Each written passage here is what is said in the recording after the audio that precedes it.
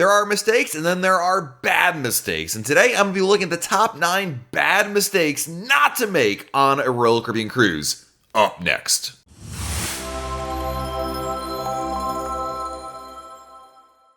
Hey everyone, it's Matt from CARIBBEANblog.com. Going on a cruise vacation is a great choice. I love to do it, but you definitely want to avoid certain pitfalls and bad advice to ensure you do not have a terrible experience.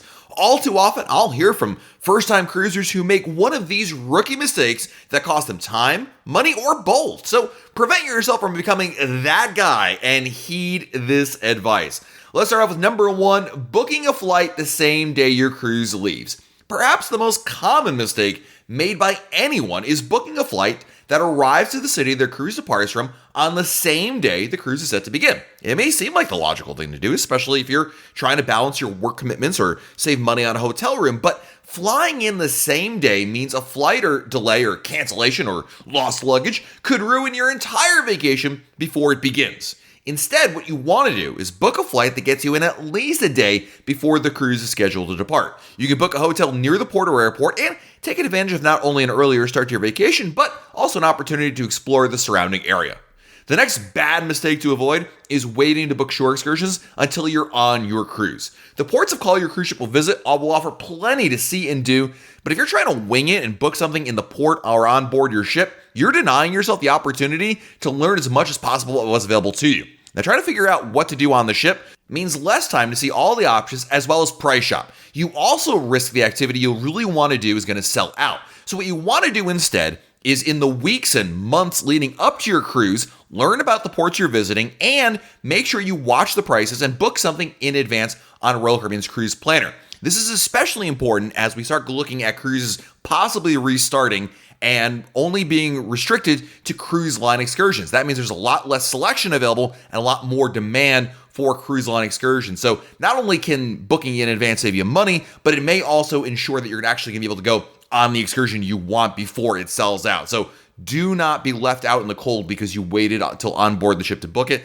And again, remember, anything you book on Royal Caribbean's Cruise Planner website is fully refundable, no penalty if you book it, 6 months ahead of time, and then a couple months later you say, you know what, I want to change my mind. No worries there. And of course, if there's a price drop, you can also cancel and rebook and take advantage of the lower price, no penalty as well. The next bad mistake to avoid is something that I really can't believe I have to actually point this out, but you know what? It happens more often than you think. Intentionally break the rules.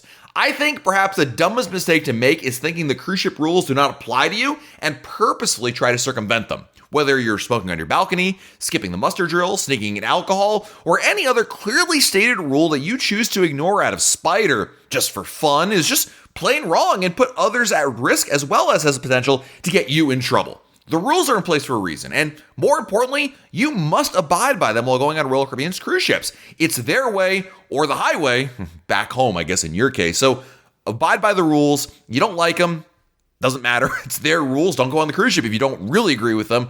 But when you see the rules posted, they are there. You have to follow them. It's not optional. Follow the rules. Do not be that guy breaking the rules. This next bad mistake is something that may not apply in the short term, but eventually we'll be able to go and do excursions on our own in ports, that we visit on a cruise ship.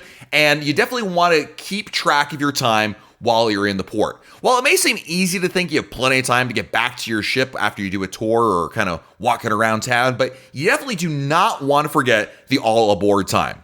Royal Caribbean provides set hours for each port stop it makes, and you absolutely need to keep track of the local time as well as how long it may take to get back to ensure you're back on board before they pull up the gangway and the ship departs. Keep in mind the ship may be scheduled to leave at a certain time, but the all aboard time is usually 30 minutes or more earlier. So if you're scheduled to be in port until 8 p.m., that means you have to be back on the ship by 7:30 p.m. One more important tip is to make sure you're on the same time as your ship. A lot of times, your ship will change time zones, but may or may not adjust to local time, so make sure your watch or your phone or whatever device you're using is in sync with the ship's on-board time, and make very certain that you get back to the ship well in advance of that all-aboard time. The all-aboard time is not the time you should be arriving. That is the last call. Hope you made it, because the cruise ship will not wait for you time, so be there well in advance of that so you can enjoy a beautiful sail away. I just mentioned using your phone to keep track of time, and that leads us right into our next bad mistake, which is not putting your phone into airplane mode. Do you want to avoid coming home to a cell phone bill in the thousands of dollars? Make sure once you get on your ship on embarkation day, you put your phone into airplane mode or just even turn it off. Your phone connecting to the ship or island cell tower can mean huge roaming charges, since the local carriers will charge your carrier exorbitant prices for the privilege of using their network.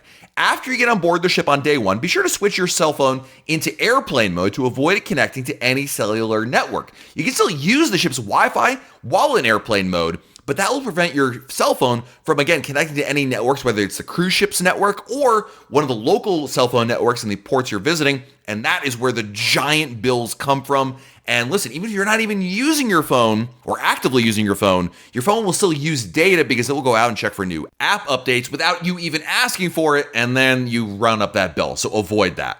The next bad mistake is looking at only price when you pick a cruise. The cost of a cruise is a major factor to consider when picking the right vacation, but it should not be the only consideration. Looking purely at the price may mean you pick a cruise during a time of year that compromises on the weather. Prices are typically low during the fall months because of hurricane season, as well as prices for Alaska cruises in May and September will be cheaper, but you may find significantly colder and or wetter weather waiting for you there. While there's never a sailing that's guaranteed to have great or perfect weather, be sure to weigh the cheapest month to go on a cruise versus what you're giving up by going during those times. The next mistake I have on my list is not considering travel insurance. Travel insurance is an optional add-on to consider, but completely ignoring it is a big mistake. Now, travel insurance is not for everybody, but it is something that if you will ever need it, it will feel like the best money you ever spent. People who have higher risk factors, such as chronic health issues or sensitivities, would be well suited to consider travel insurance.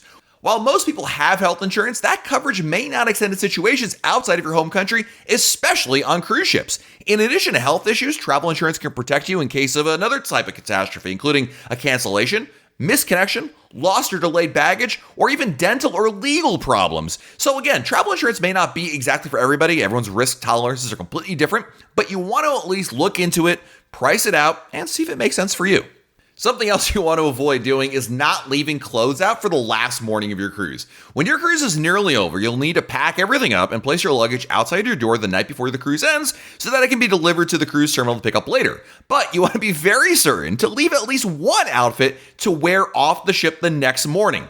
Inevitably, there's always somebody who just packs everything up and then realizes the next morning, oops, they have nothing to wear. Avoid walking off the ship in your PJs by ensuring you leave something else out to wear for that last morning of the cruise. And the last bad mistake to avoid for your Royal Caribbean cruise is to wait until your kids are older to cruise. One bit of advice that I always disagree with is that your kids should be a certain age before taking them on a cruise.